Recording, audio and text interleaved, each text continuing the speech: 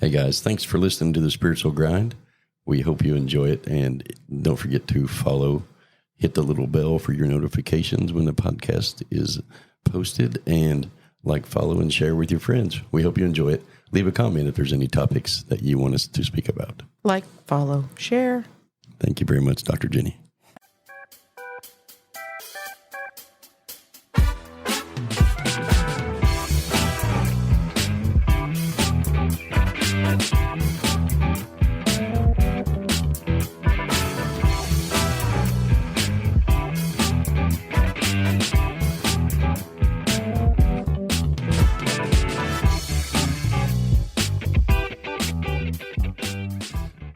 Good morning, everybody. Welcome back to the Spiritual Grind.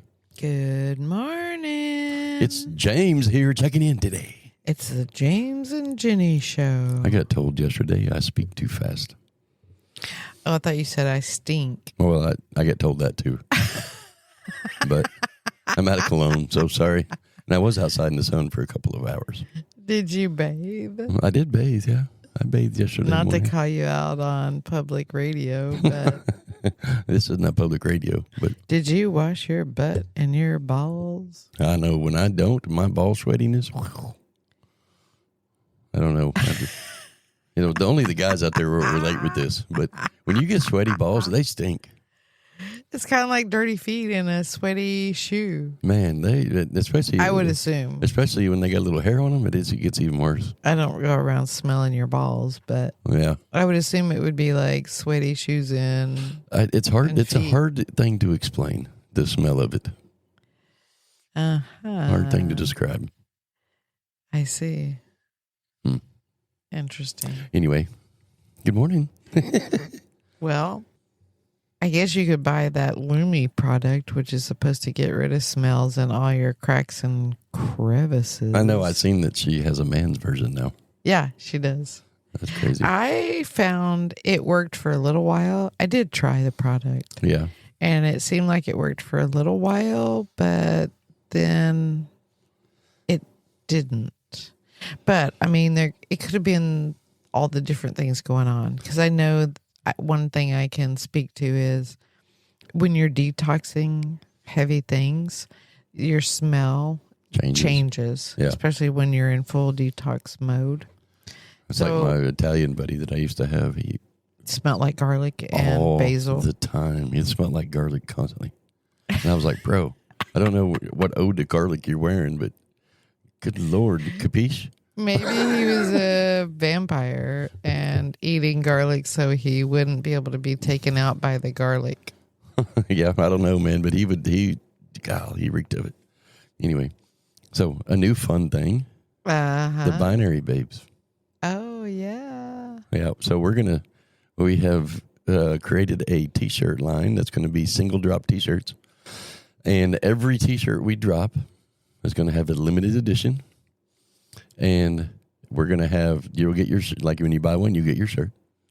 And then you'll be put into the website because you have to go log in and create a profile. And then we're going to start with 500 people. And we're going to do a internet-based skilled competition. Okay. And the winner is going to get $1,000. Maybe $2,000. We ain't decided yet. Well, all right then. You obviously didn't read my 10,000 word layout of how this all goes. Oh, I didn't. You didn't. And you were just doing it and didn't give it to me yesterday. I uploaded it in the drive, sir, and part of your Oh. job description is to check the drive. Excuse me. And Excuse me. get Are you your disciplining me on information. public radio? No, I'm just reminding you of your self-imposed promotion and the expectations of that promotion, sir. But anyway. Cool. I'm So, excited. Yeah, it's going to be fun. They're very fun to make. They are. It's going to have its own website and everything. So once we get that all up and running, and we will let everybody know. Yeah, binary has Babes. many different meanings. Though. It does. This is not This is like binary coding. I am not completely sure what I want my pronoun to be. This is from a standpoint of computer coding, standpoint. Yes. It's a humorous, sarcastic kind of genre of shirt. It's going to be a high quality shirt. About computer coding and stuff like that for that collection of people. It's going to be up for everybody to figure out the coding. Yeah, so... don't give it away. No, I'm not. Okay. I'm just explaining the store and how the store works, because what I do when I create content for the store with the different illustrations and things, I do it from a standpoint of trying to have something out there for everyone. Yeah. Yep. All the different and social groups. A quick note, we have migrated the shop from Shopify into our website. So right, yeah. It's no longer on Shopify. It's actually on the merchcenters.org website. Right. And you go to the Merc catalog store, you'll see it in there. That's not where we sell catalogs. No. That's yeah, we have some 1984 Sears Roebucks catalogs there for sale. That might be a thing. Anyway. Yep. So there's different themes in there. Yep. To explore. And we had a great Jindan Yoga. I think there's like yesterday. 9 or 10. Yeah, 9 or 10. So I'm filling my store now. Nice. With the different products. It is not published yet, so just so you guys know, the store is temporarily down. Right, because I'm working on getting the store set up. We're still working on getting all the migration done with all the printing companies and the fulfillment. And putting the product in there. Putting the product in. The hardest part of it probably is getting the products in, but once they get there, they'll stay. So that's great. That's good. Yeah. And we had a great Jindan Yoga video yesterday. We did. We had an amazing... And I got to say, Danielle's doing really good, actually. Yoga class. I think you and Danielle together are a pretty dynamic duo in that. Yeah. Yeah. It's been a real good experience. It's been great to see Danielle really pick up and take on and own the meridian side of it. Right. Yeah, I agree. I think it's fun to watch, actually. Yeah, it is. And her ability to just kind of ebb and flow and her very flexibility. Much so. Very good. To just jump in and roll with it is... Knock on wood, it's nice. probably one of the best business partners we picked up in a while. Yeah. Because she's involved, and that's what we want her to be. Right. So, that's good. So, shout out to you, Danielle. What's up, girl? So, well, you ready for today's topic? I am. We're going to piggyback off of imposter. Tell. We're going to piggyback off the imposter syndrome. Okay. And you know what that is, though? It's a little bit not the same, but is the same. Okay. So, this morning, I saw a picture of my dad on Facebook. Okay. And I guess he's cutting his hair the way I cut my hair. Which he never did that before. He used to always like comb it straight back like I was. Yeah. But now he is pretty much went to a skin fade. And it made me feel really old because he's like 80. He's 83 now. Is he? No. He's older than that. He's 82 now. He's 82. Or he will be this year in June. Yeah. And he made me feel old. Really? Because I look too much like him like that. So I am going to change my hair. Okay. I'm going to grow. Are you going back to the Fabio blonde extensions look and maybe man bun? Maybe. Actually, I think I'm going to go to that 1970s disco style look. The mullet with the feathered hair back. You know that business in the back. No business in the back. You don't want a perm bushy in the back? hair that's combed and feathered back. Oh, you don't want to try the don't comb it like I do? No, I'm going to retrofit it. I'm going to retrofit it into the early 80s, late 70s. Do we need to go to the wig shop and get you some wigs? But anyway, so it leads right into the topic of the day is our legacy. I can honestly say I am floating in the same pair of shoes with you. Yeah, I know you have. I had an interaction with my mother, and I'm like, oh my gosh, I look just like her in certain aspects, and I don't want to look like her. It does. It tends to make you feel like, oh my God, is this what I'm going to look like when I get that? When I first looked at it, I thought it was a picture of me holding with my mom around. I was like, oh, dang. And then I scrolled down, and it was actually my dad with his stomach sticking out. So does that mean he looks younger, or does that mean you're getting older? I don't know what it means, actually. I just know I didn't like it. All right. Paper bag overhead mode activated. But it brings in the topic of the how we view ourselves and our legacy. Yeah, You know, absolutely. because my dad was always that guy that, like I remember when I was younger, like I would be in like high school and I'd walk down the street with my dad and the girls would stop and flirt with him and not me. Yeah. And he was just that guy. He's always been a good looking guy because Right. like his military pictures, he looks like Elvis Right. and with a little bigger nose and a crooked nose because he got his nose broken. But kind of like mine. Mine's broken too. Now, see, that's what made it even worse is we both have broken Yours curved is noses. not that noticeable, honestly.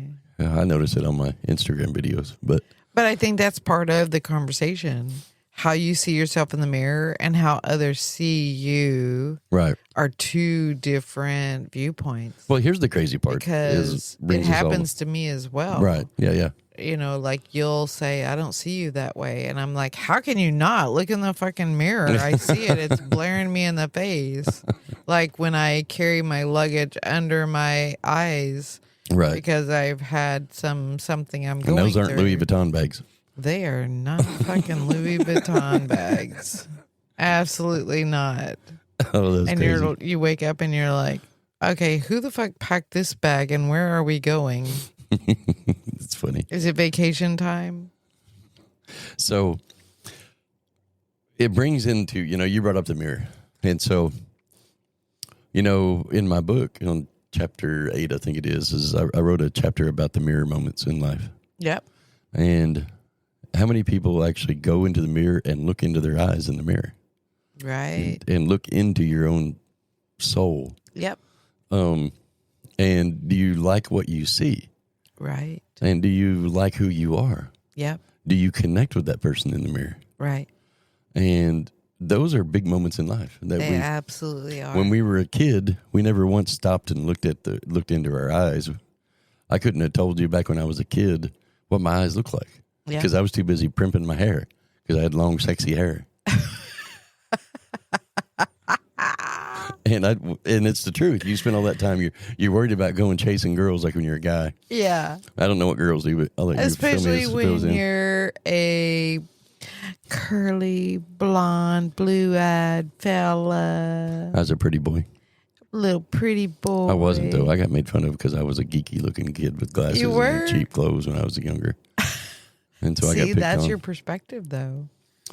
Yeah, but it is my perspective, and my perception of my reality back then was different than what everybody else does, according to my conversation I had with my mother the other day. Absolutely. My mom read my book, and she was like, "I got some questions." Like she didn't remember what I put in the book, or she didn't want to face what I put in the book. Or, her perspective was just different. Yeah, and that happens. We had a great conversation about it. I'm not being negative about it, but those mirror moments in our life, after that picture this morning, and when I went to take a shower this morning, I looked into my eyes, and I could actually feel myself. I could connect with myself. What did it feel like? A peace, like an inner peace type thing. It wasn't like, yikes. No, but my human came out and said, "Dang, you look old, bro. You look like your dad. He's 80." And so I made the conscious decision right then to let my hair grow out. So you think growing your hair out's going to fix everything else? Are you saying there's other things wrong? Excuse me? What? No, wrong button. What? Did you just what? I'm just going based on the comments. What? I'm going based on the comments that you randomly and quietly make throughout the weeks.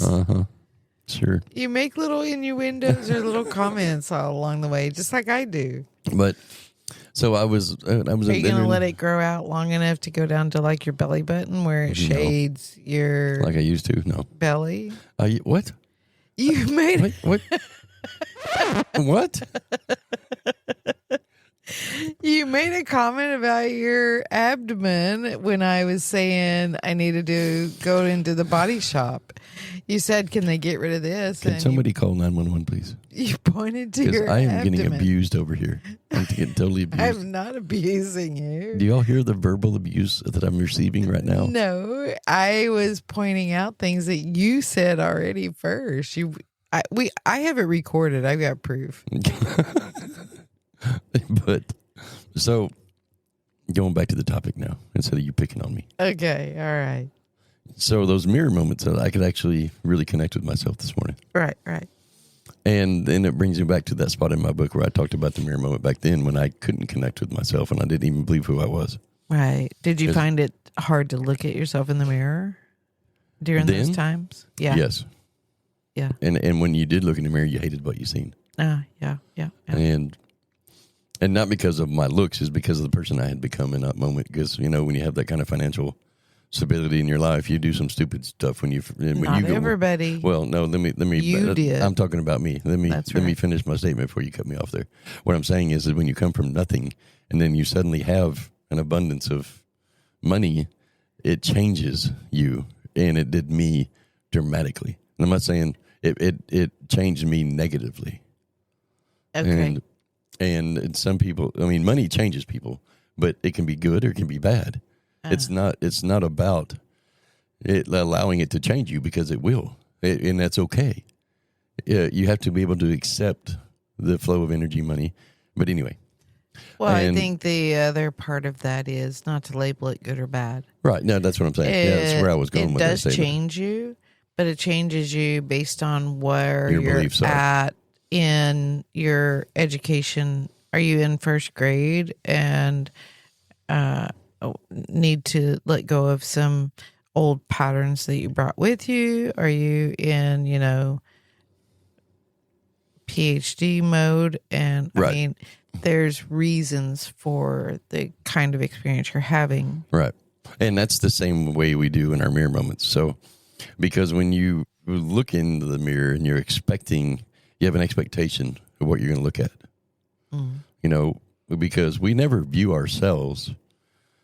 Well, I can't say we. I never view myself the way I think I am when I look in the mirror. So my trick is I've printed off what I want to look like, and I tape that to my mirror. So that when I look in the mirror, you just look at the picture instead of the mirror? I see the picture only. Oh, okay. Right. Okay. I guess that might work. I cut holes in the eye area so I could see my own eyes. Like one of those stand-up things. You take a picture in one of those picture opportunities. Yeah, exactly. And my hair protrudes out so that I can actually style my hair around, the face and the body that I actually want. Oh, I see. It's a vision board in a whole unique, different way. Just to clarify, she does not have that on her mirror. No, but it's a very cool idea, and I might have to put that in place. Are you going to sell one of them for you to post on there? Use a mirror for a vision board. That's a book. Wow.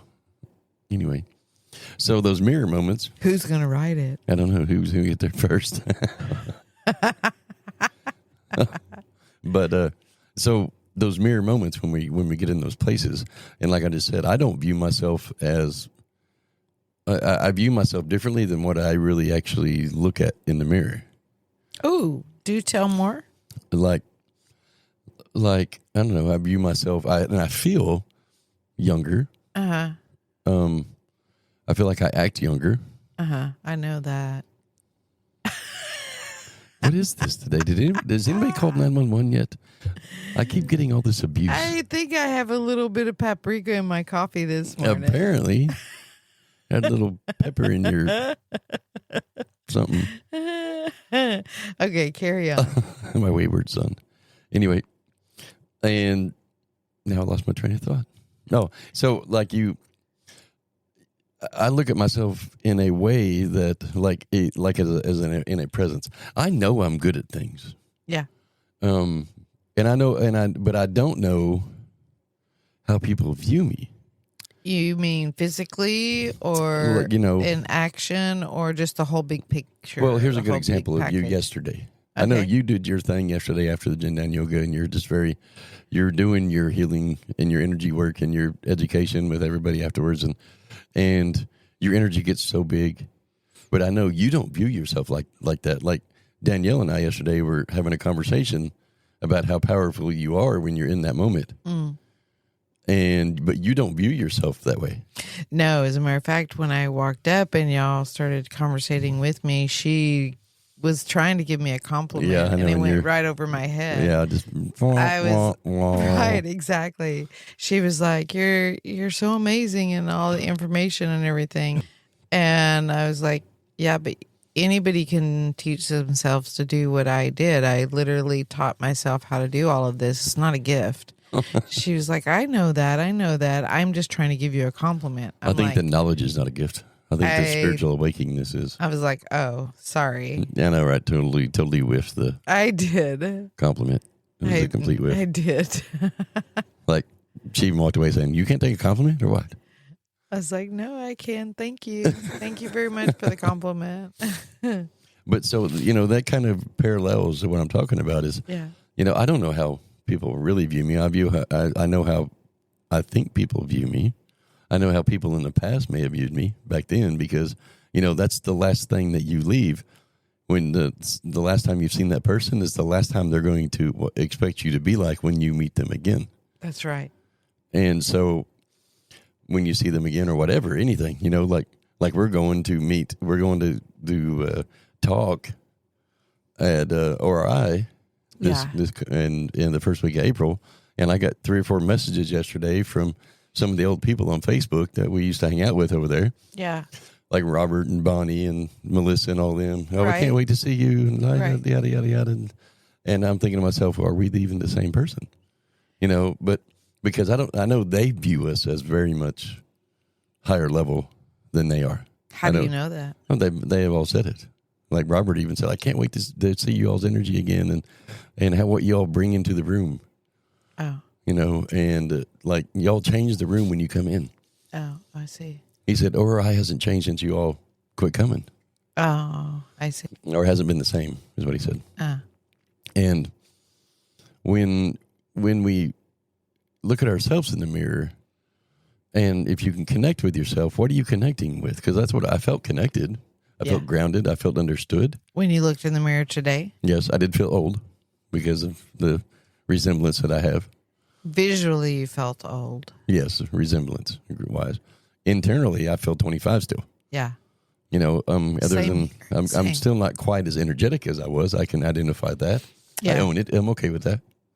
I didn't really need to be bouncing off the walls for 100 hours a day Right. like I used to. I don't really need to do that anymore. But I didn't know how to find my identity within that connection. You did not know how How to to find your identity in that connection In that the mirror. mirror this Correct. morning. Yes. Okay. And so I fall back on and so it made me ask internally, what do people think about themselves when they do deeply look into the mirror at themselves? And what are we supposed to feel in that moment? What are we supposed to act or perceive? Because they say the mirror is a portal into the next dimension. Into the depths of your soul. I mean, obviously, we have a portal in our bathroom because our cat sits in there and stares in the mirror all the time. Yes, I know it. It is the craziest thing, y'all. I need to record it, but every time she's doing it and I go in with the camera, She turns around. she stops doing it. She actually stands up on the mirror. And looks at me like I'm interrupting her. Yeah. So we have in our motor coach, let me give this little quick side story because it is the most intriguing and strangest thing that goes on. We have a full bathroom in the back. And both the cats fight over going in there, by the way. Yes. And then we have a half bath, which is like a potty and a sink in the front bathroom, kind of like a guest bath. Yep. This is the crazy cat who's got all the neurological things and the, disability stuff. Hey, can we get disability for our cat? Probably not. Okay, done. They do have pet insurance now, though. So she goes into that bathroom and she'll get up on the counter and she'll sit there and meow talk to herself in the mirror. So good. I've walked up when she's actually leaning up against the mirror, standing up on her hind feet with both of her paws on the front mirror, talking into the mirror. Yes. And I have evidence of that because I will go in and clean the mirror or do house cleaning like we did the other day. And the very next day, there's paw prints up on the mirror at a level that she can't do unless she's up on her back legs, on her hind legs, Right. standing up, touching the mirror with her other paws. It's Right. too tall. Right. And she sits in there and she'll meow. And sometimes it's like a high pitched meow. It's different levels and different It's almost like textures. she's communicating with somebody. Yeah, it is the most intriguing thing. But then when I open the door to try and video it, she looks at me with that look of, do you mind? I'm in the bathroom. It's a Can you close the door and thing. leave, please? Right. It's funny. Excuse me. But it's kind of funny that we're in the mirror conversation with this, and what does she see when she looks in the mirror? Exactly. And so I ask everybody, all the listeners, what do they see when they look in the mirror? Yeah. And are they being what they see? Right. Because becoming those mirror moments in life, like in the book I talk about, is those mirror moments when you look at yourself and don't recognize or are not comfortable with that person that you see. It's time to do something about it.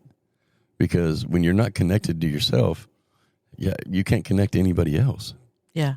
And you can't connect to anything else because it's kind of like being ungrounded with your energy. Yeah. And if we were going to take it down a rabbit hole, when you look in the mirror, why do you need to find that identity? Why does there have to be an identity? That would be my question. Well, I don't really know. Because when you look in the mirror deep, I don't know how anybody else feels about it, but it makes you feel a little uncomfortable. Like when you're staring deep into the eyes and you're like, that feels a little weird when you do it. It does. It can, for sure, if you're not used to going in that place. Yeah, like It can. And when you connect, when you feel like, oh, I feel that connection. I can see that. I know that's me. It makes you want to break eye contact. Yes, it does. But don't break the contact. No, You should stay there. stay there. Because what happened to me this morning is it revealed to me of how I am acting. Like I am acting because of all the event that I had and all that stuff. I'm acting old. And so Right. quit acting old. Yeah. And it was like almost a vision within the vision that I was looking at. It was a really cool. Mirror, mirror on the wall. Who's Syndrome. the sexiest man of them all? Oh, It's the mirror, mirror on the wall syndrome. man, that's another rabbit hole right there. and technique. That Mandela effect about that phrase that's going around the internet. Really? Do tell. What was said in the movie? Oh, you mean like what was said? Yeah. Well, I remember it as mirror, mirror on the wall. Who's the fairest of them all? But everybody's saying it's now, not that. It's changed. That's what they're saying, right? They were saying the mirror that phrase was never mirror, mirror on the wall. There are some that experienced it differently. Do you remember the, what was it? The Looney Tunes with the Roadrunner and Coyote? Oh, absolutely. We watched it every day. And do you remember the one with the Indian? I know something you don't know. You don't know. You don't know. Yeah, Yeah. I do. Yeah. Do you know that that song is supposedly didn't end with My Fair Lady? Ah, interesting. For some, it didn't. Weird thing. Anyway, so back to the topic. So, and when you look in the mirror, what do you see and what do you do? You know, like this morning, I had that little bit of a vision within a vision. And what do you feel? That's the other question. That connection that I could feel. I could feel my own presence. Yeah. When you let it stand there, I was there probably a couple, 2, 3, 4 minutes. Yeah.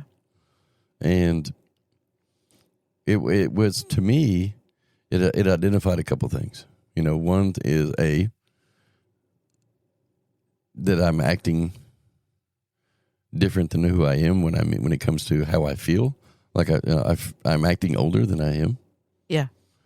And the other thing is the perception by which I perceive myself. It brought that question into place of, do people perceive me as I perceive myself? Like, because I happen to think I'm a pretty solid guy all the way around. Okay. Didn't used to be. I was crazy back in the day, and you're reading in my book. But I'm a pretty solid guy now. Pretty well-rounded, pretty level-headed, pretty intelligent. Pretty and intelligent, just so you know. I was going to say, is there a comma there? And I think what everybody will see, and what was kind of revealed to me this morning, more than anything after that, was that reflection that you see of yourself and what you think of yourself and your perception is 100% controlled by your own self-worth. Because if you look in yourself and you don't think you're a good person, when you look in that mirror and you don't have a high self-worth, you're going to look in the mirror and see something completely different than what you really are. Absolutely. You're being awful quiet in this podcast. When it comes to input, you're not checking in with it here yet, are you? You're not there yet. No, I'm checked in. I'm waiting. Waiting for your time. I'm waiting for my moment.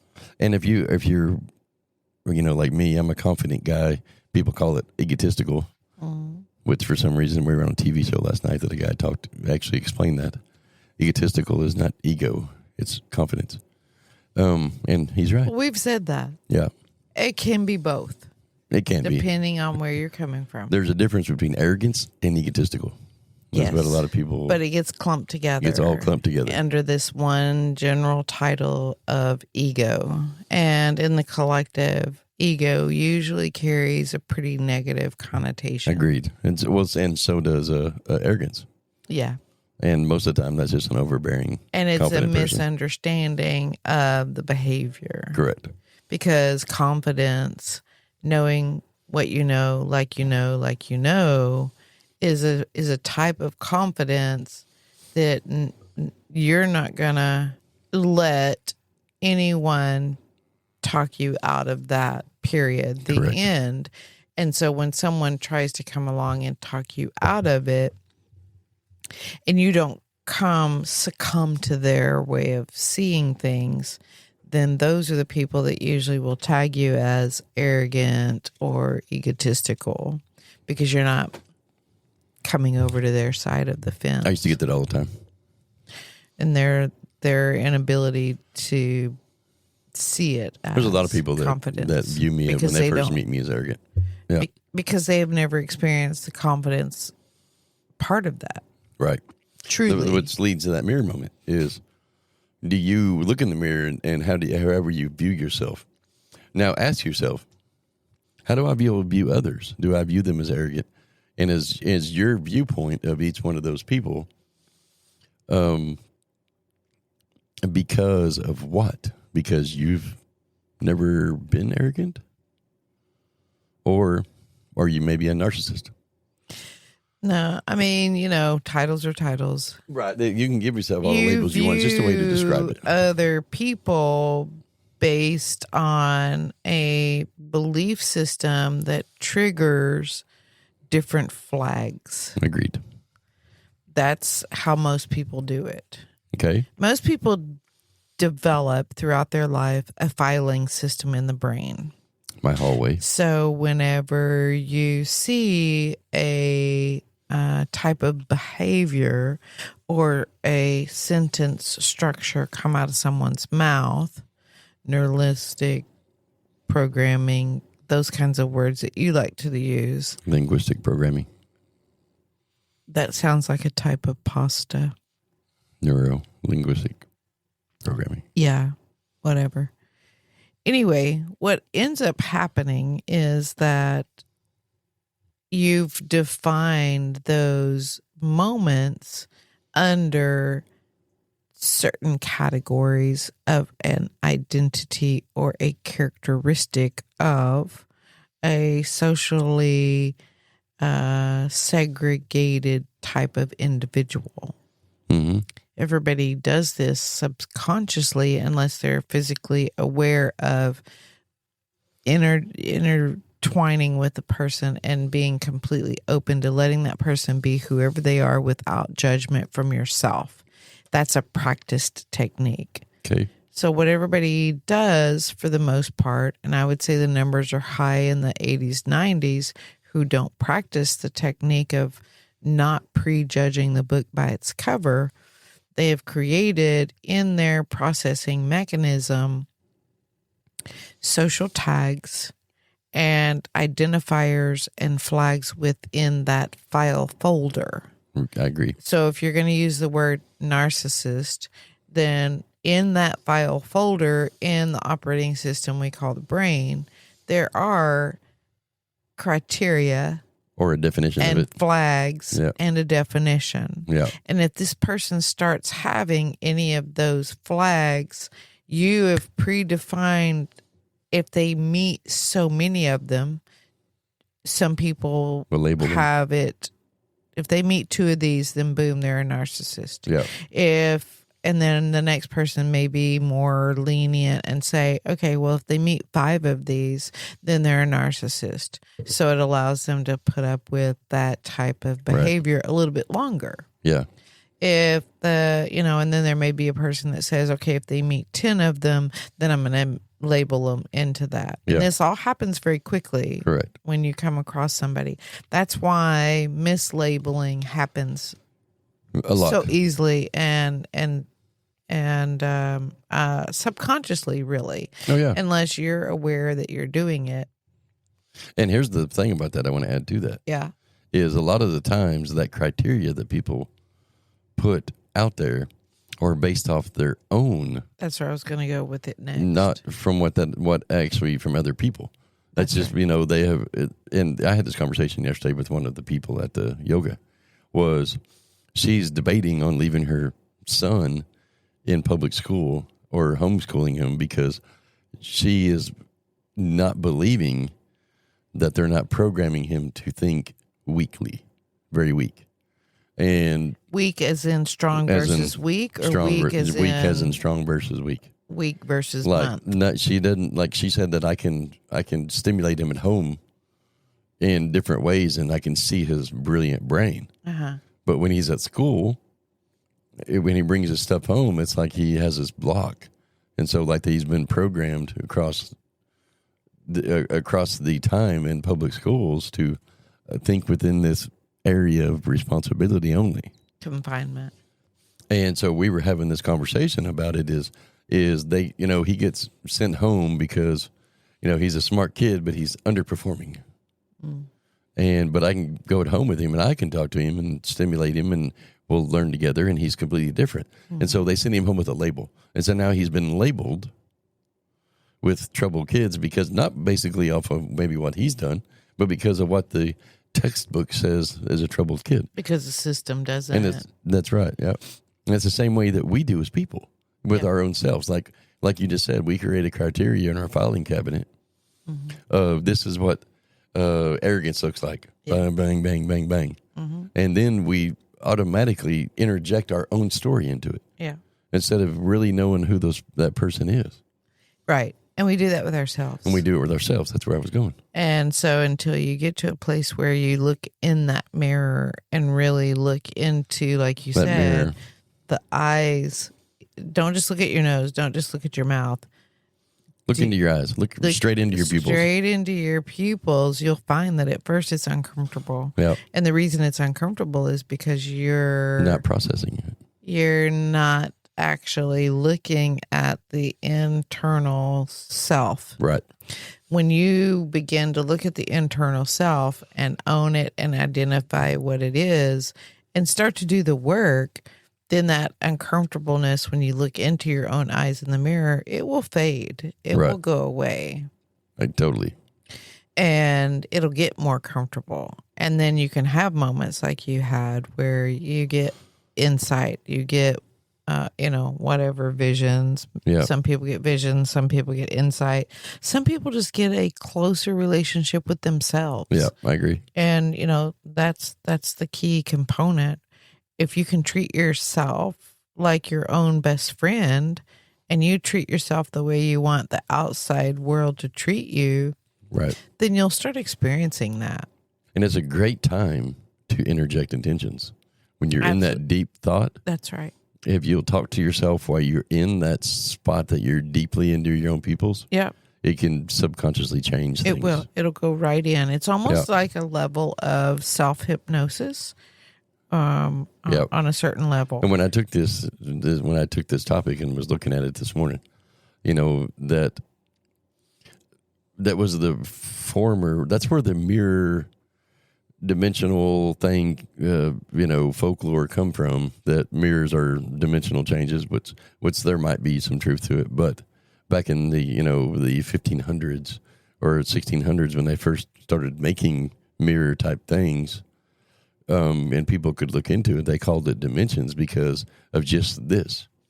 They look into it and they don't feel themselves there. They see the presence of a person, but they don't feel the energetic connection. So it creates that feeling of, wow, that's a whole another dimension. Right. Like this, exactly. I'm in another dimension. Yeah. And if we use that time. If they take it in a different direction and they do look into the eyes, they're a witch, and really connect with that inner being, that takes them to a whole nother dimension as well, that gives them better insight, better intuition, better clarity. It takes you to a different place. Right. Really, and really does. if you look into the mirror and you don't see your reflection, then you're a vampire. But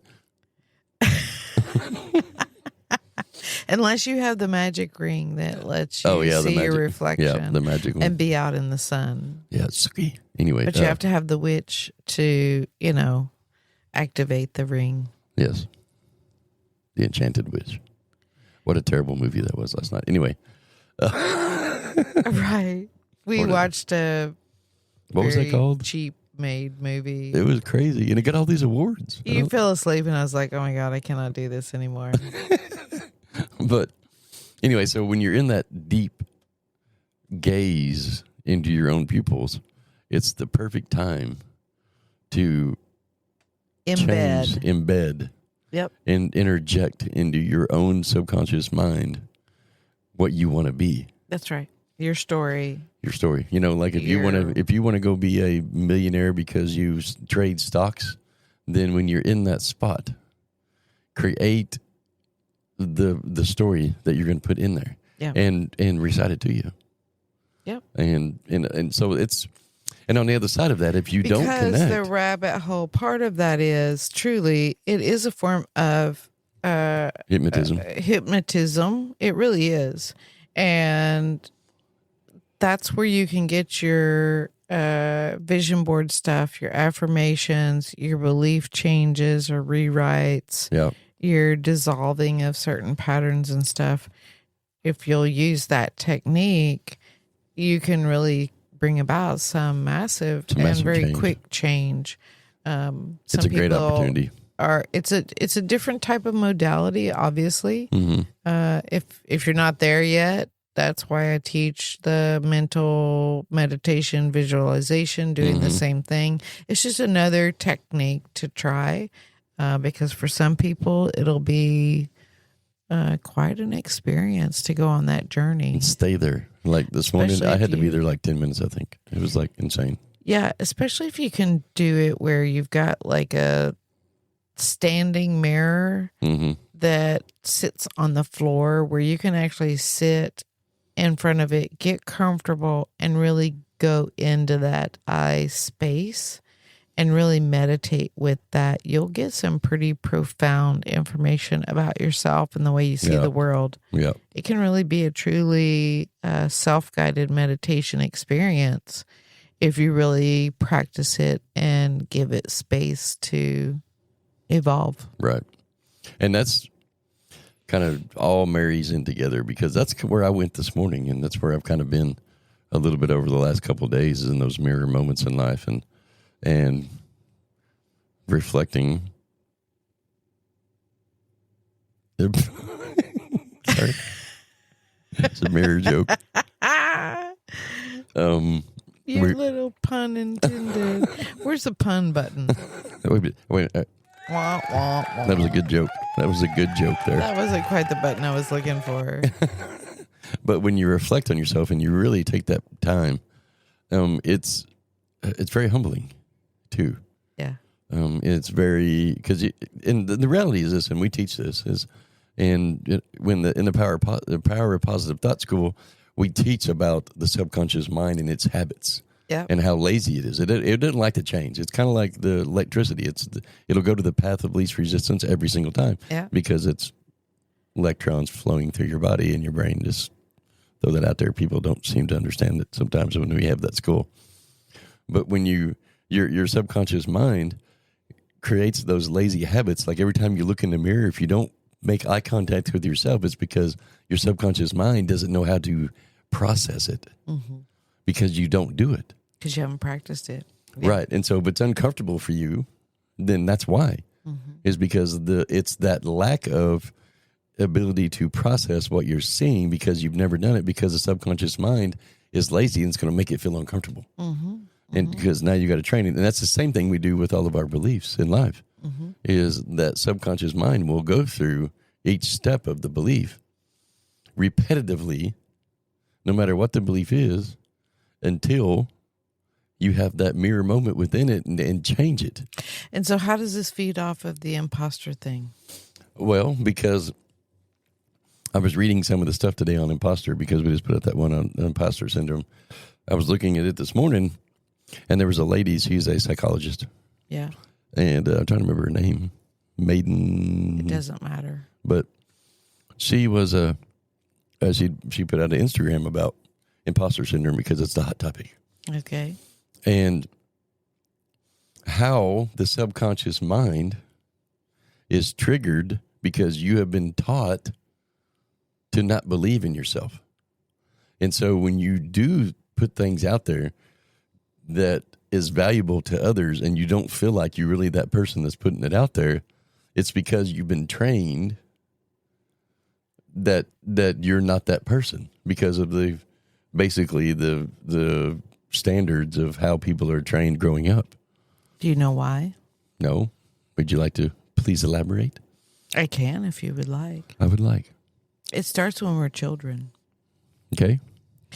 If you're given the room to be whatever or whoever you want, then you are an out of control child that the parent can't control.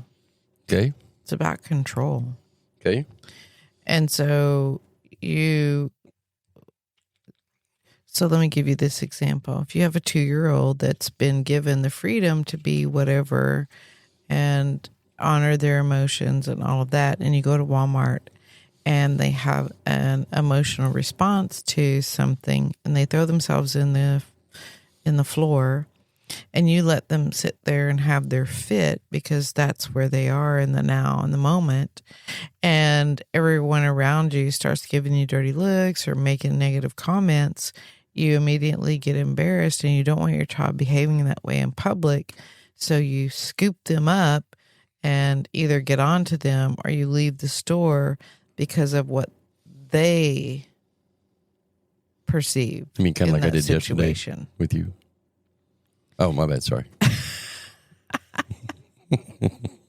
And so then you're living from a place of, what does society expect out of me? Right. Agreed.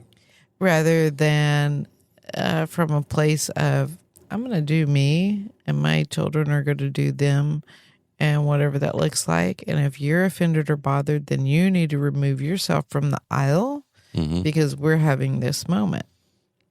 It's a control thing. So parents discipline and based off of their perception of what other people are going to think or what they think other people are going to think. That's the key. Well, this falls into that same mindset of the once an Ivy League, always an Ivy League. You've asked me if I was going to talk, and then you don't give me room to talk. Go ahead. No, go ahead. I thought we made banter together here. We were. That's bantering. It is bantering? Sorry, I really thought that was disciplinary. Like I got yesterday for not being productive. Go ahead. But that falls into that same category. Once Ivy, always Ivy. I don't know if you ever heard it or not. I don't know who the hell It used to Ivy be is. back in the 90s. It was one of the phrases that all the speakers talked about is, if you want to change your mindset, if you want to be Ivy, you have to think Ivy. Who's Ivy? Ivy League. Ivy League education. Ivy League money. Ivy's a plant. Well, back then it was considered a status symbol Why? because it is proven. That ivies are hard to kill? No, you're trying to kill my conversation here. What are you doing? No, I'm just trying to find the correlation. The correlation is that it is proven that if your family previous to you were Ivy League, that you are more apt to be Ivy League again because they are trained to do the same processes. Right. Yeah, I get what you're saying. And like how many times you see father and son attorneys or father and son doctors of some sort, Right. and and Following the family heritage. following the family The lineage. legacy, the lineage. Yep. And it's the same mindset, just the opposite. To where, because the conversation with yesterday was a lady, because I asked the lady, well, what do you plan on doing? Oh, I don't know. I can't do that. Well, if you look in the mirror and tell yourself you can, you can. But talking about teaching her son in private, home, homeschooling. Let's see. But the other part of that is we are trained to think the opposite direction. Like they used to come around and talk about the Ivy League stuff, thinking if you want to be Ivy League, you have to think Ivy League. But yet they don't give you the spots. They just tell you to do that. And so they're not giving you the tools to do that. And one of those steps was to basically network yourself into the Ivy League presence. And Without telling you how to do it. without telling you how to do it. Oh, that's handy. I don't know. That's great stuff anyway. That's about as handy as used up toilet paper. Well, on the negative side of that, the other side of that is they don't want you to be there, really. They want you to keep you down here so you continue to pay for their conferences and come in and see them. Yeah, that's where I was trying to go with it before you interrupted Oh, me. I'm sorry. Go ahead. See, that was punishment, wasn't it? I told you all that a minute ago. Right, that's what I was saying is that that behavior comes from programming. Yeah. Okay. Even in the corporate world, if you take it to the place where like your job, years ago, people want you to stay in your position. They don't want you to elevate and climb the ladder. And a lot of companies won't even hire from within up the ladder. Which is stupid. They will go outside and run a whole new marketing thing to bring in fresh new candidates for an open position. Right. Because they don't want you to be outside of the place where you are. Right. That happened to us in our last job. Right. And they want somebody who's going to stay in that spot because it's what do you call it? It's less cost of acquisition of the employee. It costs less to do all of that. That's all excuses. It is all excuses. But what I'm saying is they condition your mind to stay status quo inside that job for the benefit of the organization, not for the benefit of the individual. Employee. That's right. And there are many programs and constructs out there that are designed the exact same way. Yep. It's to benefit the organization and their intention and their agenda. Yeah. It's not to benefit the individual that's inside the matrix or the construct or the organization most of the time. Yeah. So you get programmed to not look at those things. You get programmed to not even identify with all the possibilities that could be because they want you to stay where you're at because it benefits their agenda, whoever they happens to be. Right. Unfortunately and inadvertently, our parents do it. Yeah. And they don't even realize they're doing it. Yeah. School systems do it. I don't know if they realize they're doing it or not, but I feel like they, by underlying design, the bigger creators of the school system know that they did it and constructed it that way for control over this mass amount of children. Yeah. The teachers on a daily basis, they probably don't even see the bigger picture, most of them. They just follow what they're told to do. all the way over to employment. You know, if you're a blue collar employee who's the nurse or the receptionist or the office assistant, you just go get a job and you do what you're told, and you go home at 5:00 when the whistle blows, and you don't even realize or recognize that you're being programmed inside an organization or a platform or a program or system to be exactly what they want you to be. Right. Not room for you to think outside the box. Right. That was the explanation I kind of made to her yesterday. Was this because she's close to her age, and I said, back when we were in school, what were they pushing for you to do when you get out of high school? Oh, you go get a college, go get a degree, blah blah blah blah blah blah. Back in the day, it was business degrees. Go get a business degree, and da da da da da. And I said, and what are they pushing now? Oh, trades. Yeah. And so, have you stopped and think about it for a moment? Do you think that they're pushing trades because they want less competition in their own world? Mm-hmm. And she was like, huh. Wow. I said, that's kind of like you going to pay for a speaker, you go to a ticket, they tell you that you need to earn more money and this is how you're going to do it, but yet they don't actually give you the entire process of it. Right. Why? Because they want to sell more tickets. Right. And that's the same way that happens in the school systems. And we do it to ourselves because we have been trained and programmed to think that way. And one of the things that we do subconsciously is we are not looking at ourselves in the mirror. Right. And that partially comes from, follow the rules. Yeah. We've been trained to follow the rules. Right. Don't go against the rules. Don't not follow the rules. You'll get in trouble. Fear. What is the most that you can remember when you were a kid, or maybe young adult? What was one of the most influential movies that you can remember that when you were that age that you thought to yourself, that would be a cool way to live? Charlie and the Chocolate Factory. What does he have? He's got all this money and he's got all this fun things to do, but what's working around him all the time? All those robots, all those Oompa Loompas. Yeah. That he controls. And the machines. Yeah. And so here you are, that was an influential movie in our time. It was fun. It was outgoing. And it makes you want to be Willy Wonka in the Chocolate Factory to give out the golden tickets to people. Yeah. But yet... You're an Oompa Loompa. But you're an Oompa Loompa. Yeah. And so it's that same mindset. And so when you look in the mirror... Because the factory doesn't function without the Oompa Loompas. That's correct, which is why they're pushing trades now. And AI is on the rise and they're pushing trades. Does that make any damn sense? AI has nothing to do with trades.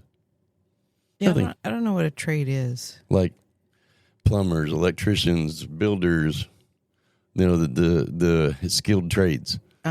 Air conditioner guys, environmental services. Now that's the profession to go into. That's what they're saying now that's the next level of profession to get into.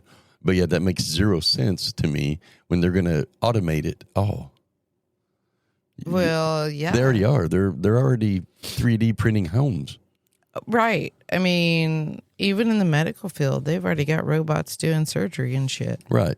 And so that makes zero sense. We've been doing that a long time. And so now they're pushing the trade stuff, but yet it's in 10 years from now, who knows what that's going to be. And so I think outside the box, have those mirror moments and identify within your life what you want within your intentions. Do you agree with that? You look like a little puzzled. No, I'm not puzzled. I just, it's very surface. Yeah, I agree. There's a whole rabbit hole section in the mirror moment. I agree. It's not just thinking outside the box, honestly, because whenever you can have that mirrored moment that you keep calling it, when you really can look in the mirror and take it to a whole nother existential level of really resonating with yourself, and cleaning up that, then none of the rest of the shit matters. I agree. And most people are so uncomfortable about doing that, they won't do it. Yeah, I agree. Because they've gotten complacent and comfortable in living inside the matrix, living inside the process, going to their 9 to 5. They've just figured out loopholes on being okay with the status quo. And it's crazy that is people still have the want to have a 9 to 5 job, but there's very little 9 to 5 jobs anymore. Yeah, because it's been so trained into. I have a 5 to 9 job. I think it's 5 to 6. Actually, it's probably more like 5 to 7. Well, I probably work about 2 hours a day. Well, we do our own thing. We have created a world that we love, and we definitely don't live inside any of those grids and matrix. We don't. But anyway, so for me, the mirror moment is a much different construct. Yeah. You're still staying very surface. I am staying surface on purpose because I want people. I want people to be like I was this morning. Intrigued. And I am not sure how that ties into imposter.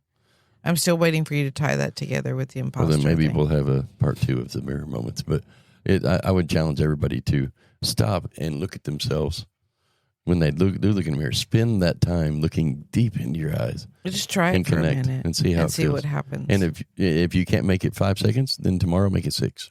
Yeah. Until you can sit there and actually look into yourself until you get that vision, because you will if you do it. Mm-hmm. Mm-hmm. But anyway, I feel complete. I'm glad. Are you complete? Absolutely not. You're not complete? No. Why? You want to continue talking? No, we need to cut it because we're getting close to time because Father Time said so. But it doesn't feel complete to me. It definitely warrants additional conversation. Okay, we can do that. Do you want to do it now or do you want to do it later? Anyway. I think we're done. Okay. Well, hey guys, don't forget to like, follow, and share. Tell your friends about us. I don't think your message got across. It's okay. We'll get it next time. Okay. We'll do a part 2. Don't forget to like, follow, and share. Hey, go to www.themerccenters.org. You can check out all the merch, the books, see what we do. And hey, if you got an app idea, send it our way. Maybe we'll help you get that developed. Right. Or even a podcast idea. Even a podcast idea, yeah. We're open, man. We literally will talk about anything. We'll conversate about anything. Yes, we will. Yeah. Completely. And don't forget to check out lucidiumworld.com. Go ahead and sign up for that early bird. You can get that on the link at the bottom of this description of this podcast. And see us at Ozark Research Institution's annual Power of Thought School. That's going to be in Springdale, Arkansas on April 3rd, 4th, 5th, and 6th. Springdale? Yeah, it's right next to Fayetteville. Oh, I was going to say, I thought it was in Fayetteville. It is Fayetteville, but it's technically addressed to Springdale. Oh, because it's it's on the other side of the highway from. It's one of those little towns that blends together. No, it's Springdale is where the home of Walmart is, but it's just at the very southern end of it, and it's only on this little section of it it's owned. But anyway, we'll be there the April 3rd, 4th, 5th, and 6th. What else was there to announce? Yeah, pay attention to the Binary Babe apparel because we're going to do one t-shirt drop and do a skills test online to win some money. Yeah, and then the Lucidium. And Lucidium, that's right. Oh yeah, March 7th, guys. March 7th. I think we're gonna hit that a little bit before that. I think so too. We're definitely on track. We got notice today that we're still on track for March 7th launch. Yeah, and last time they said that, he called 3 days later and said they were ready to do beta. Right. And so I'm hoping that happens first part of the week. Yep. So anyway, guys, we really enjoy you and we appreciate you all tuning in and listening to us. And absolutely. Don't forget to like, follow, and share. And ring that bell if it's there. We hope you all have an awesome day. Love ya.